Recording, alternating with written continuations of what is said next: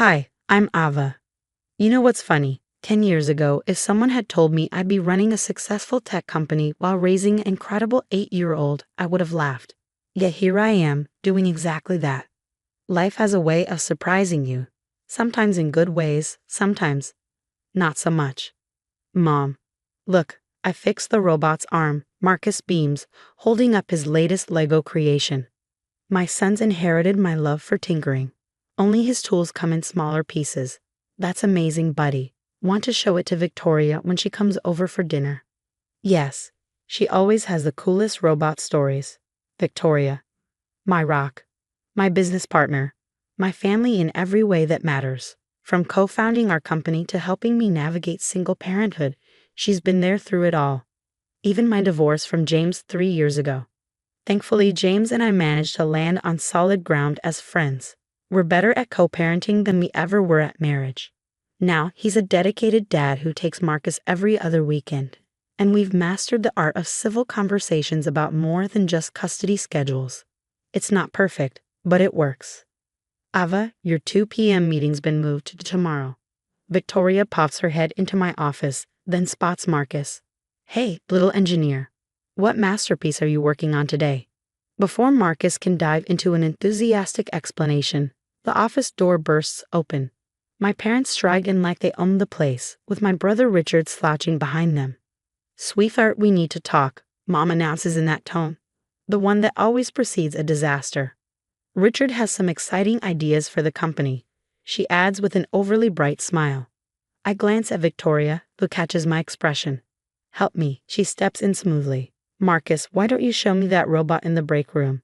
I brought those cookies you like. As they leave, I steel myself and turn back to my family. Richard is wearing a brand new suit, price tag still poking out from the sleeve. Dad clutches a folder like it's a classified dossier, and Mom's smile is stretched tighter than a drum. I lean back in my chair, already bracing for the headache this conversation promises. What's this about? Mom perches on one of the visitor chairs, smoothing her skirt with the precision of someone preparing for battle. We've been talking with James. The casual way she drops this bomb sends my stomach lurching. Talking about what? About Marcus's future, Dad says, placing the folder on my desk. James is concerned about the boy's stability, considering how much time you spend at work. My fingers dig into the armrests. James and I have a custody agreement that works perfectly fine. That's where I come in, Richard pipes up, straightening his ill-fitting suit. If I take over the company, you'll have more time for Marcus. I almost laugh. Almost? You?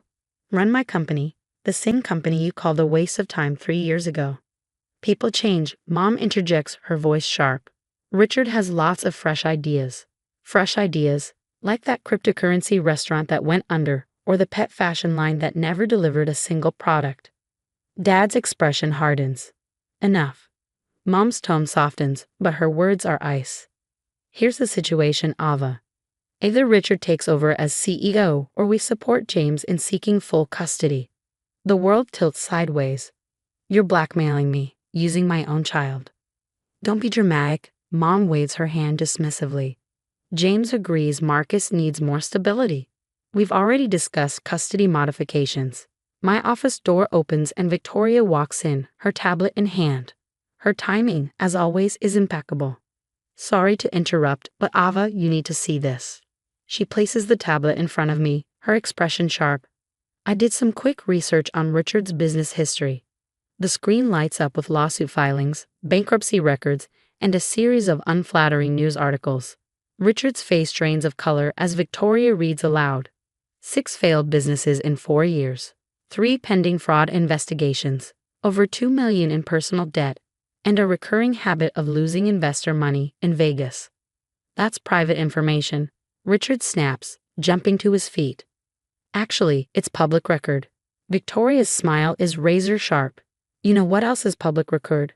Conspiracy to commit custody interference. Recording conversations without consent. Using custody threats for financial gain. Mom's perfectly composed face falters. We're only trying to help. By threatening to take my child? My voice is steel, and forcing me to hand over my company to someone who couldn't run a lemonade stand. You've always been selfish, Dad starts, but I cut him off. Get out? Now, I stand, hands flat on my desk. And if you ever try to use my son as leverage again, my eyes burn into theirs. Let's just say I've learned a thing or two about hostile takeovers.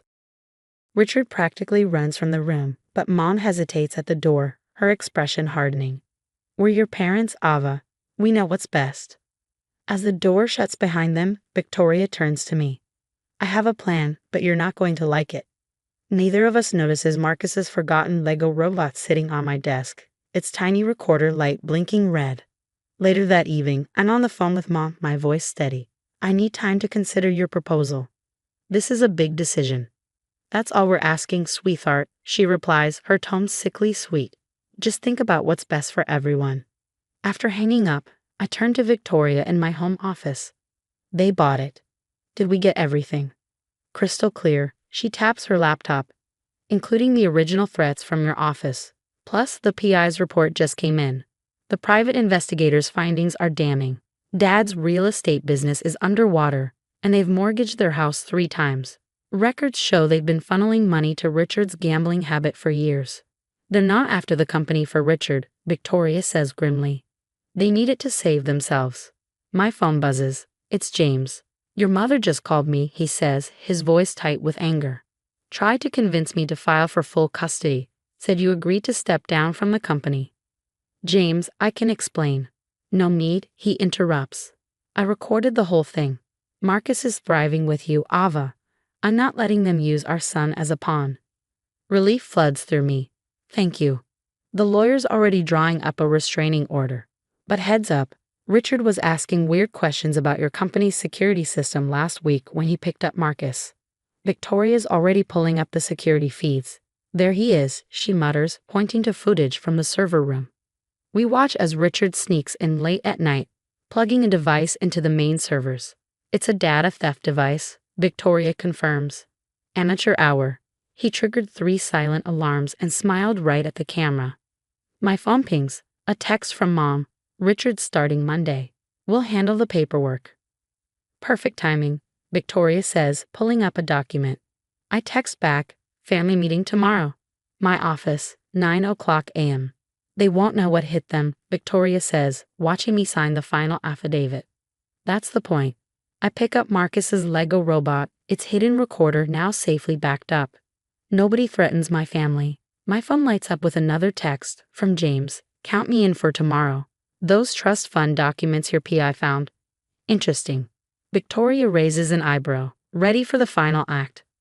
I glance at Marcus, peacefully doing his homework in the next room, blissfully unaware of his grandparents' schemes. More than ready. Time to show them exactly who they're dealing with. At 9:00 a.m. sharp, my parents and Richard swagger into the conference room, as if they own the place. The board members are already seated. The boardroom's atmosphere shifts as Richard's face goes from pale to green while the security footage of his server room break-in plays on a large screen. What's this? Mom's smile falters. This was supposed to be a private meeting. Nothing in my company is private from its board, I reply, nodding to Victoria. She advances the presentation.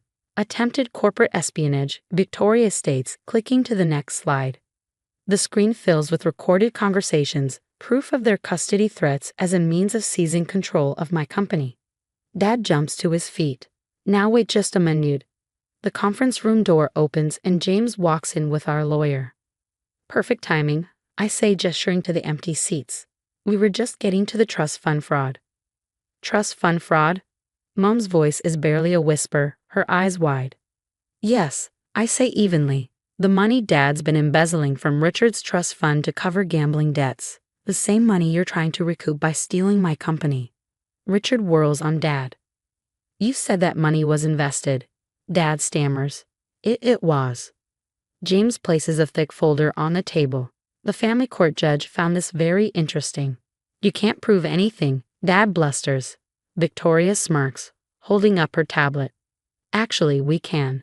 Corporate espionage, conspiracy, custody interference, fraud. Want me to keep going? The lawyer slides documents across the table, restraining orders, both personal and corporate. Effective immediately, you're not coming near Ava, Marcus, or this company ever again. But we're family, Mom wails, tears streaming down her face. I stand, my voice unwavering. Family doesn't threaten to take a child away. Family doesn't use kids as bargaining chips. You crossed every line. The board members nod in agreement, their expressions grim. The courts have documented your schemes, I continue, and the community is already talking about the prestigious Andrews family's fall from grace. You've ruined us, Richard moans, burying his face in his hands. No, I say firmly, you ruined yourselves. Now get out of my building. Security escorts them out. As the door closes, James lingers behind. Marcus keeps asking why Grandma's crying on the news, he says softly. I know, my voice catches as my heart aches for my son. You did good, James says, placing a reassuring hand on my shoulder. And don't worry, nobody messes with our kid. He grins. They'll remind me never to get on your bad side.